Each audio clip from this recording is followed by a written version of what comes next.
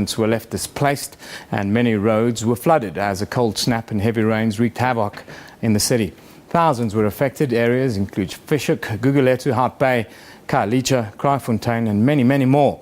The flooding caused numerous rockfalls, mudslides and landslides along mountainous areas. Now, in our Cape Town studio today, we have Greg Pillay, who's the manager of Cape Town Disaster Management. And then in Port Elizabeth, where some of the other flooding took place, we have our assignments editor, Tommy Dixon. Tommy Dixon is with us. Good morning, Mr. Pillay. Thank you for joining us. Good morning. Welcome. Mr. Pillay, just give us a little update as to the current situation and mop-up operations, as it were. The current situation is to a large extent stabilized. The two big casualties in this situation was, of course, the Vergelegen Mediclinic in Somerset West, as well as Chapman's Peak. The management advises us of the hospital that it will be put back into operation next week. And, of course, Chapman's Peak, we will hear later on when this will be put back into operation. The other thing that's taking place currently is we are carrying out damage assessments to get an idea in terms of what is the full impact been of the flooding. Just stay with us there, Mr. Pillay. I'd like to come back to you now, but I want to talk to Tommy quickly. Tommy, just tell us about the situation there in your neck of the woods. We've heard of some people that died during these floods, and give us an insight as to what's happening with mop-up operations around. Well, that's correct, Eben. The mop-up operations are indeed underway in the Eastern Cape. As you know, we had quite a very hectic weekend over the weekend in terms of the heavy rains that have quite damaged some infrastructure in the province, including property. Roads were washed away and bridges fallen, and we've lost lives as well. The people who have drowned in the rivers as well. So it's been quite very hectic, and it has affected businesses as well.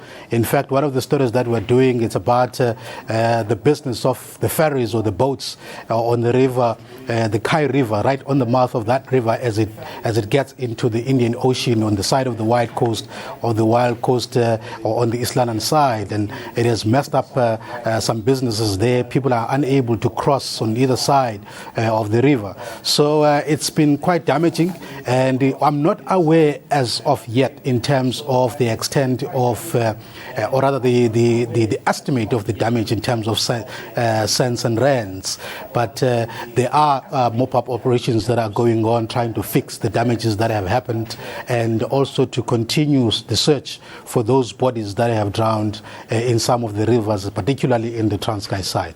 Yeah, Tommy, I saw that about 400 millimeters of rain fell in the Eastern Cape over the last week.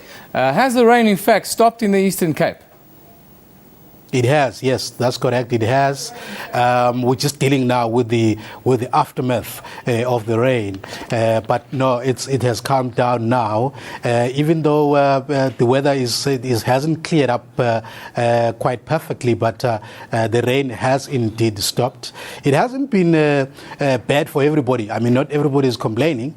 Obviously, farmers in some part of the Eastern Cape are quite happy with the rain because it has actually helped them. You know that we're coming from quite the season of drought, and so they've been really quite appreciative of the rain that has fallen, because it's going to help them to at least to produce some quality products as a result of the rain. So the agricultural and farmers, especially emerging farmers who are largely dependent on the rain because they don't have the resources to be able to help them to to use water, to draw water from the rivers. They don't have those resources, so they largely depend on rain. So it's going to help them a lot, yeah.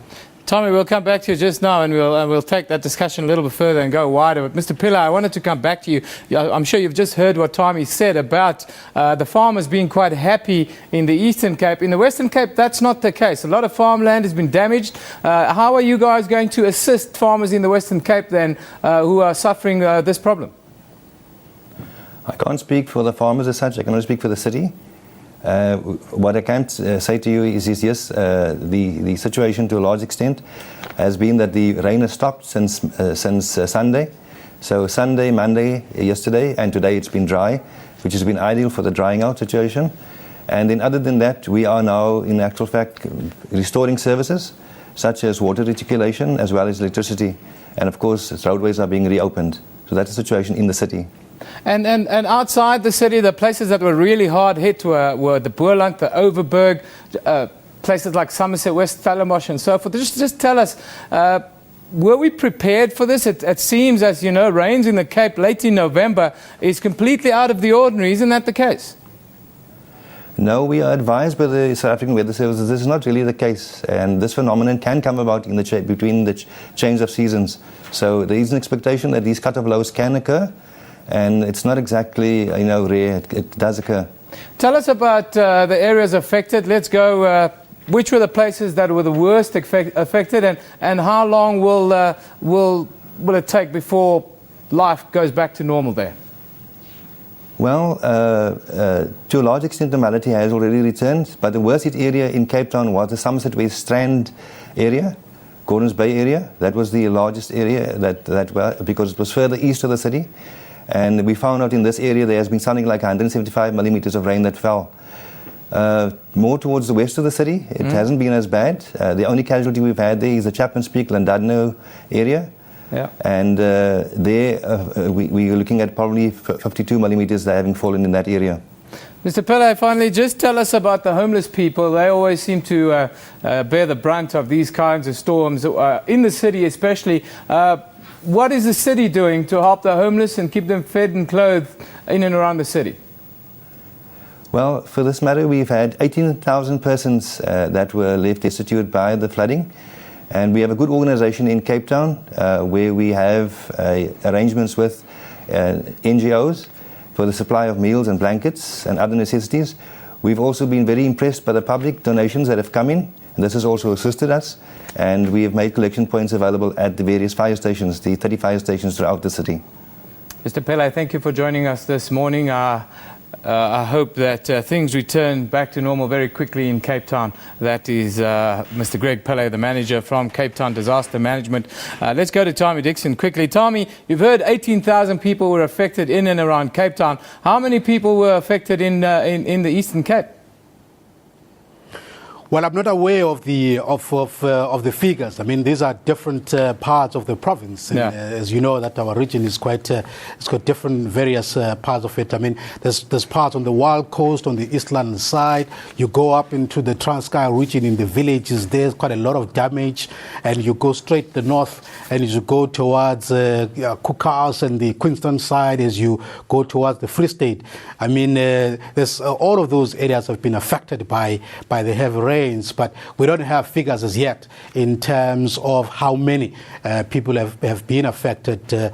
But we do know that attempts are being made to assist those people who have been affected, and the search still continues towards some of the rivers to look for those people who have drowned, and also to assist people whose houses have been affected, and to fix the roads as well. It's going to take time, as you know, that such kind of destruction doesn't, you won't like easily fix it. It's going to take a lot of time. It's going to take a lot of budget to be able to do that.